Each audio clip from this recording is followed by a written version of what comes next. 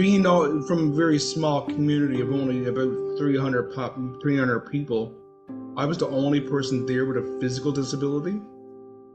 And you would think, oh well, people are going to take it easy, but no, I was picked on and bullied and made fun of my entire childhood because I was so different from everybody else. I lived in my mother was abusive towards me, physically abusive towards me, taking her frustrations and lack of control that she had in the relationship with her father, with my father, out on me, because my father was an alcoholic. Who used to come home quite often, was be violent. I remember times he would actually throw me against the wall, and almost every single day he'd tell me, "Oh, you'll be nothing ever besides a disabled welfare bum. I'd be better off if you were never born." Choosing wisely today will determine the outcome of your tomorrow. What you do today shapes your future. Everything depends on the amount of time and effort you put into yourself today.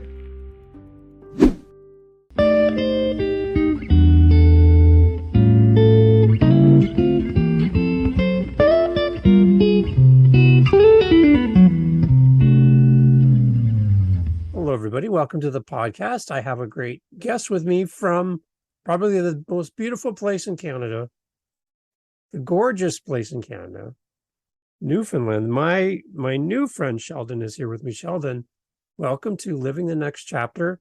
Very happy to have you here and to hear a little bit more about your story.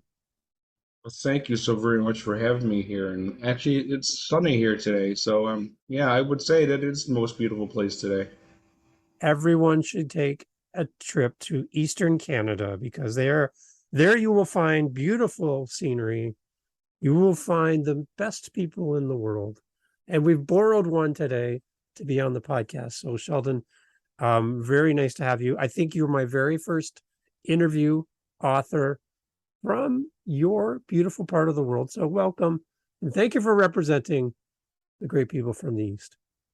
Well, I really think it's about time that Newfoundland has been represented on more podcasts. And I thank you for the opportunity. And I hopefully, I don't think I will let anybody from the rock down. So it should go well. At some point during our discussion, are we going to be screeching anybody in at all, Sheldon? Well, no, I don't think I'm not able to. I don't know if they've figured out how to do that virtually yet.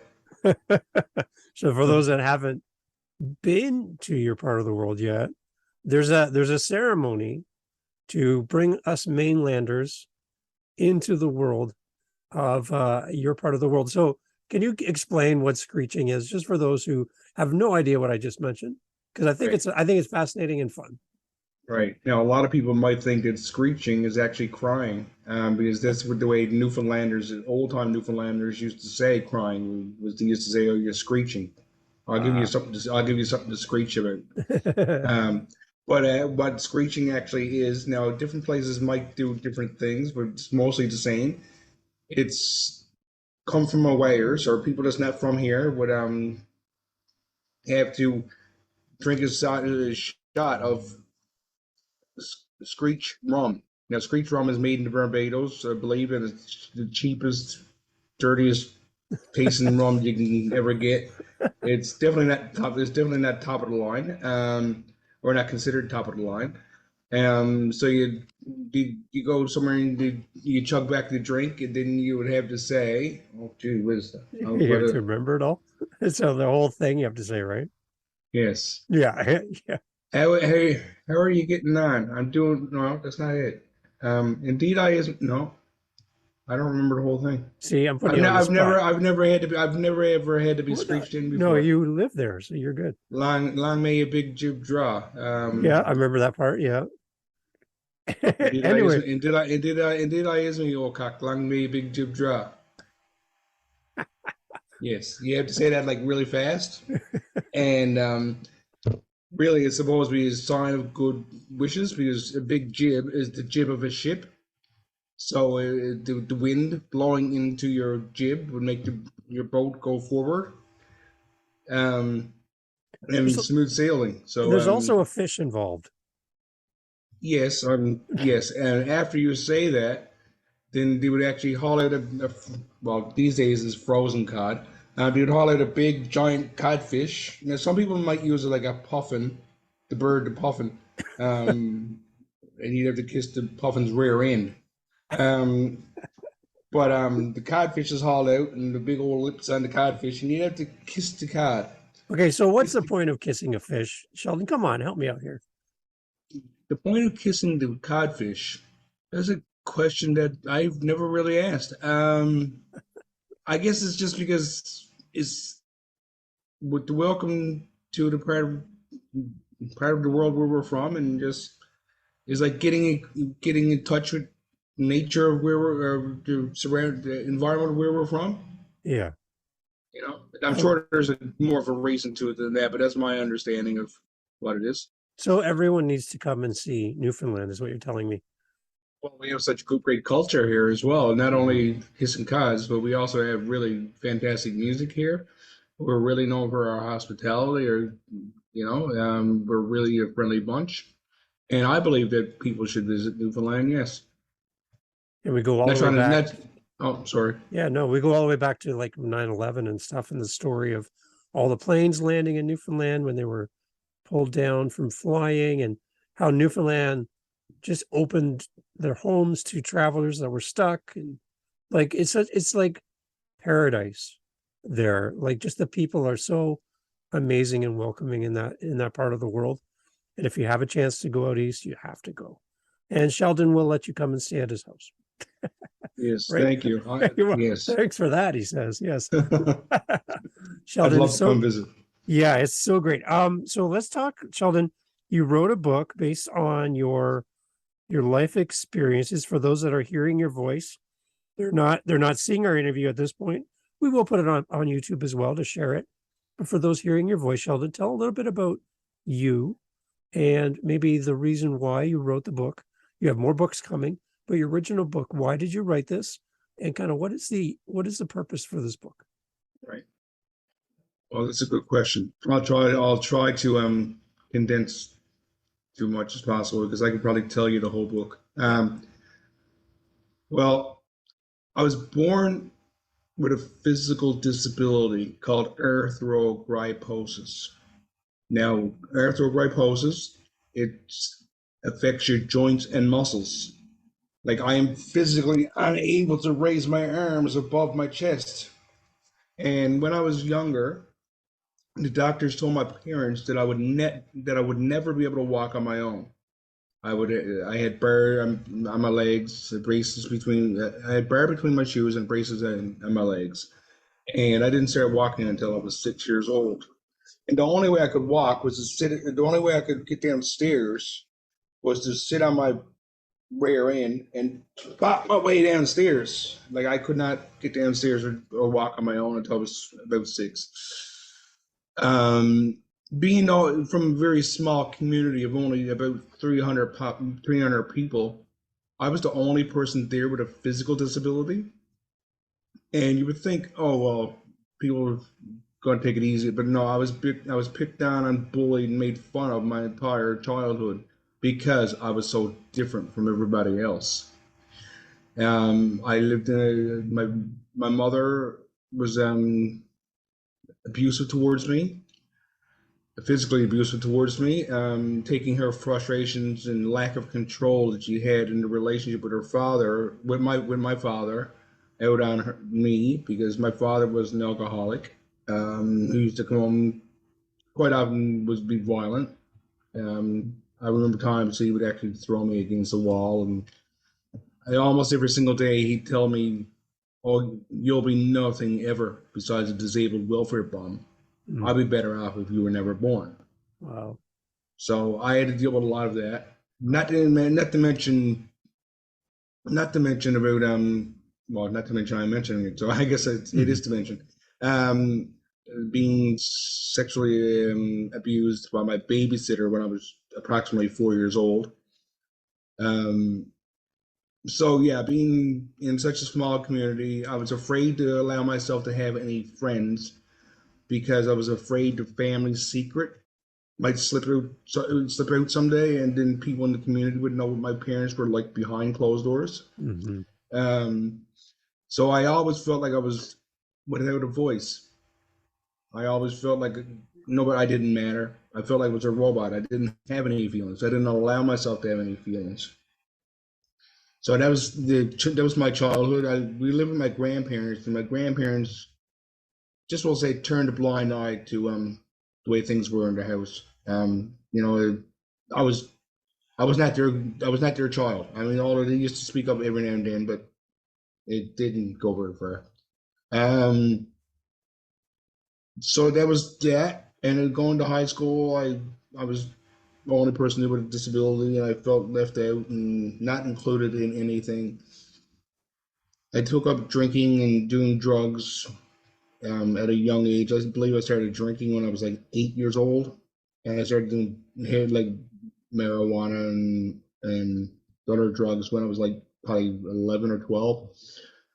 And so I used that as my escape. I used that as my escape away from the reality of what my world was like. I didn't have any pains, or I just blacked out most of my childhood. So that's the way I went and led most of my teenage years. But I come to realize, I was like, my father often told me that I would never be anything. Years later, I took that as this the fuel to stoke my fire to accomplish everything I have, which led to me writing a book. So with the writing of my book, I was, where do I want to start with that story? Well, most of my life, people told me that, Sheldon, you can probably write a story. You can probably write a book about all the stuff you've been through. You can probably write a book about all the things you overcome in your life, all your disabilities and all. So I was actually during the pandemic, or when the pandemic first started. Maybe I'm skipping ahead too far. Am I? No, that's great. So far, all that's great. Because I know that pandemic's been Okay. really tough for everybody. So I'm interested in your part of how the pandemic impacted you. Okay. Well, when the pandemic first started, nobody. I was like everybody else. Nobody knew exactly what it was or how it was affecting what to do about it. And some people thought it might be the end of the world and whatever. Um, it got. I was watching too much news, and all the news was negative. There was no positives about it at all, and too much American news, especially. Hmm. Um, and after being recovering alcoholic, I quit my drinking 20 years before. I quit my drugs 20 years before. There's another story in there somewhere, I'm sure. That I was actually walking towards a liquor store when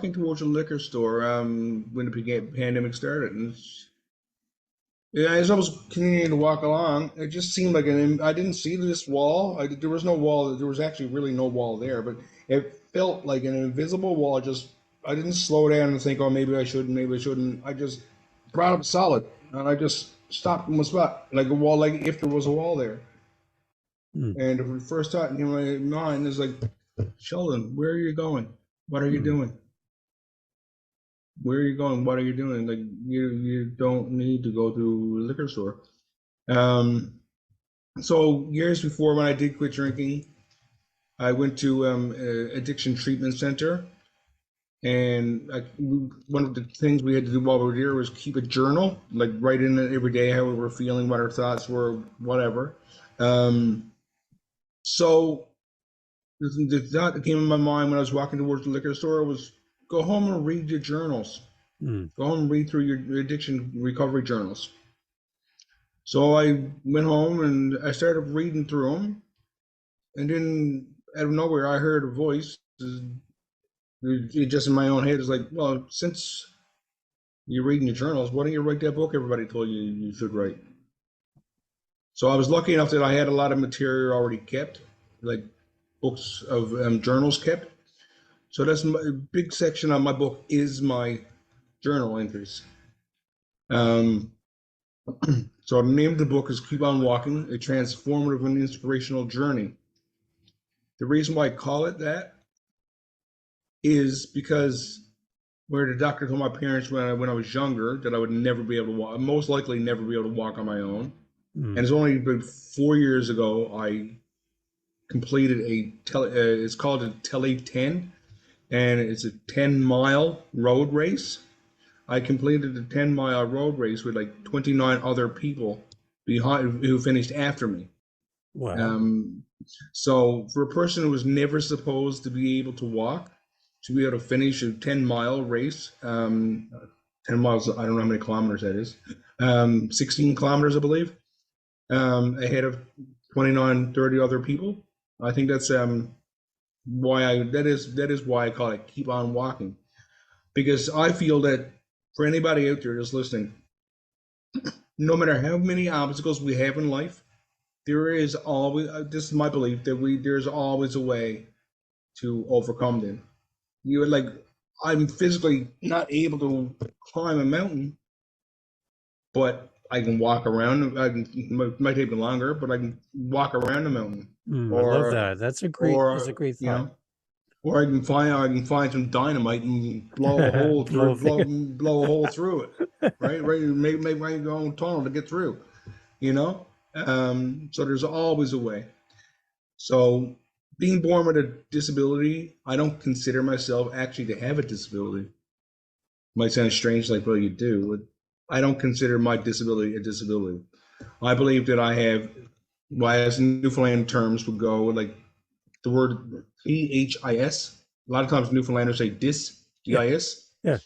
So I have disability to step outside my comfort zone. I have Hmm. disability to overcome my obstacles. So I look at it as not having a disability at all. I look at it as more of an inability to do things. It's a great mindset, Sheldon. There's so many people who struggle in life. They listen to all the negative voices, and that Yes. begins to shape what they think of themselves. And then they put limits on themselves because everyone else does. It sounds like you had a point in your life where that was very real, but you pushed past those limits. How does somebody who has negative limits put on them break through that? How do you create that hole through the mountain? What do you do? What do you do? Well, what I did is I just knew that there was more of a purpose. I didn't know what it was, but I knew there was a reason why I was here. I knew there had to be more to my life than just surviving. I wasn't living, I was just surviving. I knew there had to be more to it than that. So I just was determined and committed to finding out what that was. So that's what kept me going was the more people told me I couldn't do something, is the more I took it upon myself that I'll prove to you that I can. So that's I don't know if that's much of an answer, but that's the way I explain it. So It's just because I desire and want to. your story has created a platform for you now where you can speak. I saw the footage of you on the news back in, I think it was November 2020. It is a story of you and talking about your book and your journey. Now that you have this platform, I can see behind you, you're working on more projects. Tell me what this platform that you have, this story you have, what kind of doors has it opened for you, Sheldon, to reach out to people and help people who have these limits put on them? Well, I'm really making good use of the trials and tribulations in my life by going and speaking on summits and workshops and challenges and whatever else I can find online, because everything has been online basically the last couple of years. Speaking at summits and events such as the ones that Tony Robbins, for example, might have, or other people such as himself. Not trying to promote anybody, but just to share my story and speaking out, and anyone that needs any help, or anyone, even just someone to have a listening ear, someone who's been there, And knowing that I have people actually telling me afterwards about how inspiring I am to them and how much I've helped them. I've had people tell me, for example, that Sheldon, I was just on the way to in my life. And I heard your podcast, your one of your latest podcast episodes, and what you had to say changed my mind. Like, okay, that's great to hear. Wow. So helping others is the main and most important reason, because I don't want anybody else to have to suffer the way I did as a child, feeling hopeless and home and voiceless. Because I believe we all got a story to tell. Some of us might whisper, while others may yell. Mm-hmm. Good point.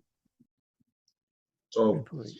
that's what I see, and just knowing that the platform that I'm on with my books on Amazon, with my online digital course that I have created, available as well, and my public speaking. I started off really just as a public speaker about 5 years ago. I wasn't allowing myself really to put myself out there that often and get that many speaking gigs. But that's why I started, and I started off almost completely different where I am now. I started off just wanting to share my story, just wanting to hear people to hear my story, and hopefully they got something from it. Can you tell me more, Sheldon, about the course that you developed? What is it? What does it do? Who does it help? And kind of a little bit more about the course. Right. Thank you. Well, it's called Conquer Your Inner Doubts and Achieve Your Goals.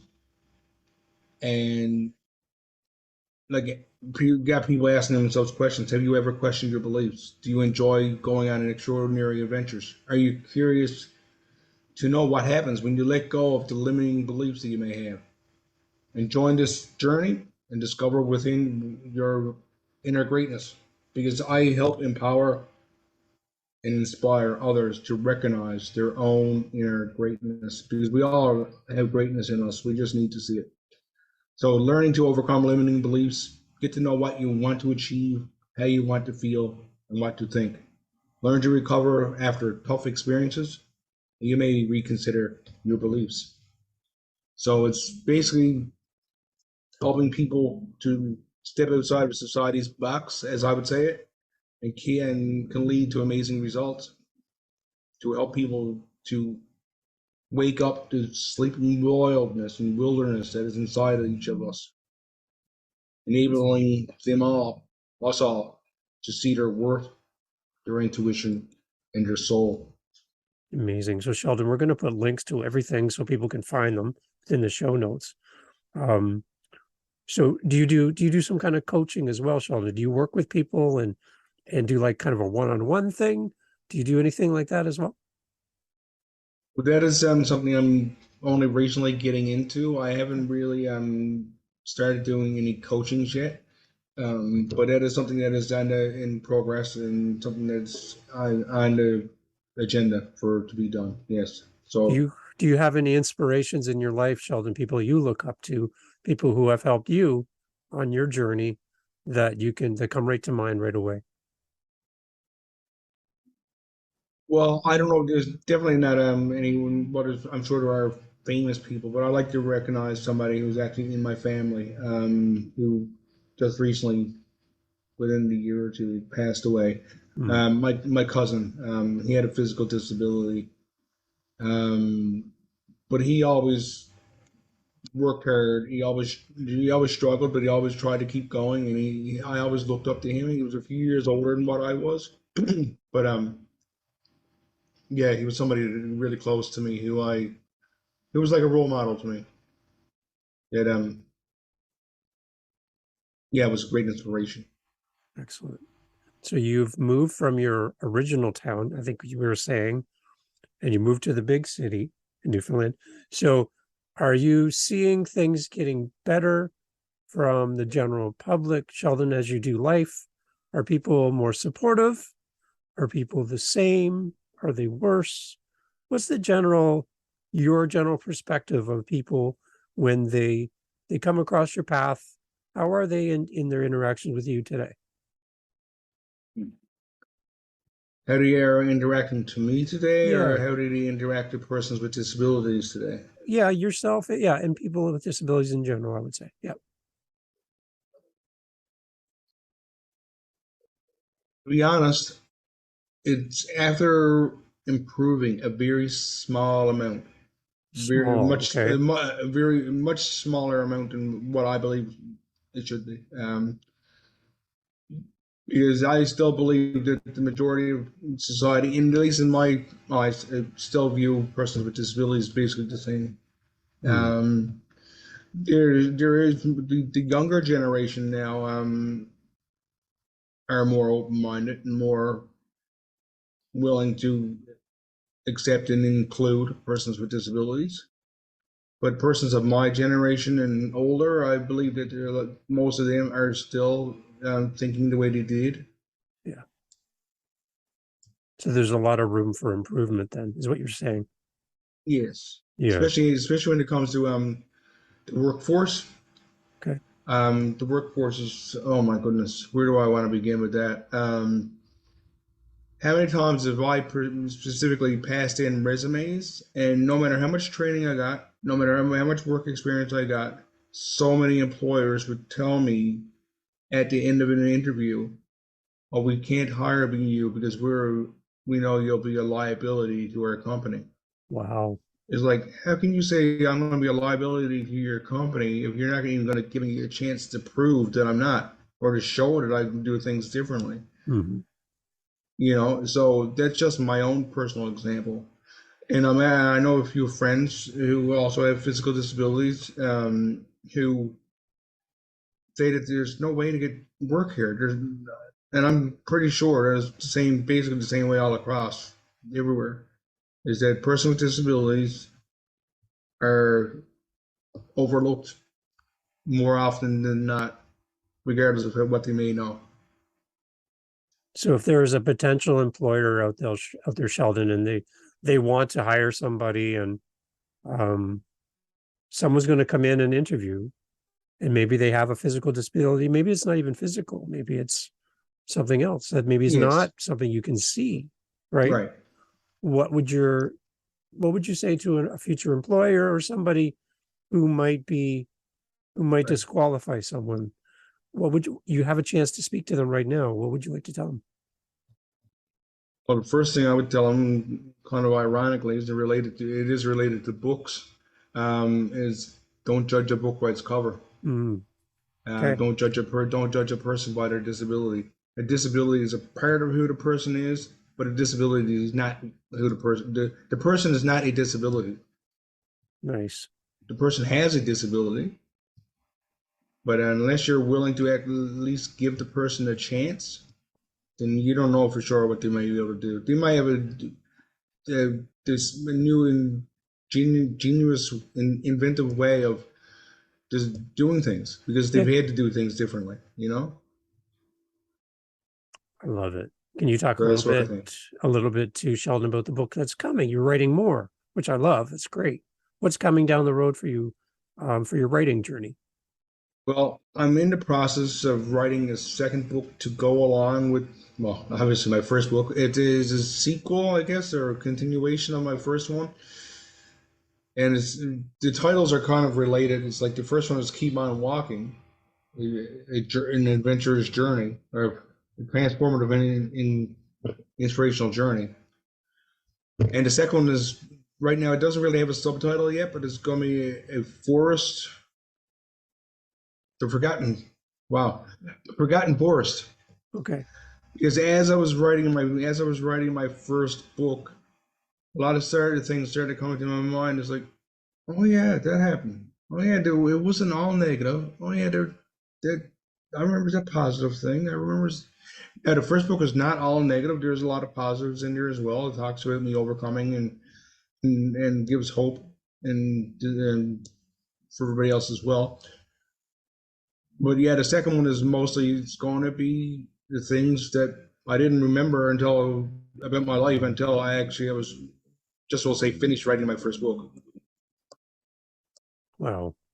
Okay. So before we wrap up, Sheldon, the best way for people to get in touch with you, the best way for them to find the course, to to get updates on the book and maybe down the road to have some kind of coaching with you or a discussion with you at least, how can people reach out to you, Sheldon, and find you?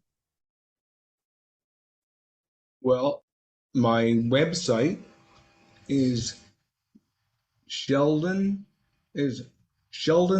Transformative Thinking.com. Okay, we'll put that That's in the what show notes for sure. I'm Yep. also on I'm also on Facebook, and I'm on every platform. So Great. just So find people, Sheldon Crocker. yeah, so people can reach out to you that way. That's great. And before we close, Sheldon, any words that you would leave for somebody who hasn't got to that point where they got to the wall that you talk about with their drinking? How can people overcome and get past that season of their life where alcohol is not the answer? One final message that I would like to leave for people is choosing wisely today will determine the outcome of your tomorrow. What you do today shapes your future.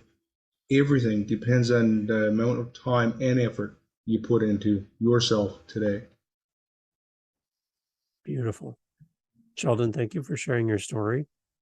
Thank you for being a part and for representing the beautiful country, an area the way you are in the world.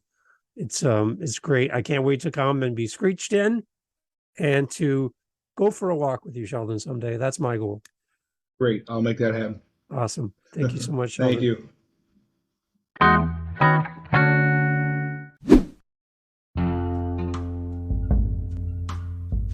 Hey guys, thank you for listening to the podcast. Jump over to livingthenextchapter.com, our website, and you will see a spot where you can leave a voice message. We'd love to hear your feedback. We're trying to make it as easy as possible to hear from you. So if you want your voice on this podcast, yes, that's possible. Go to livingthenextchapter.com, click the little microphone icon, leave a voice message. And we'll insert your message into the podcast. Tell us where you're listening from. Tell us your favorite guest.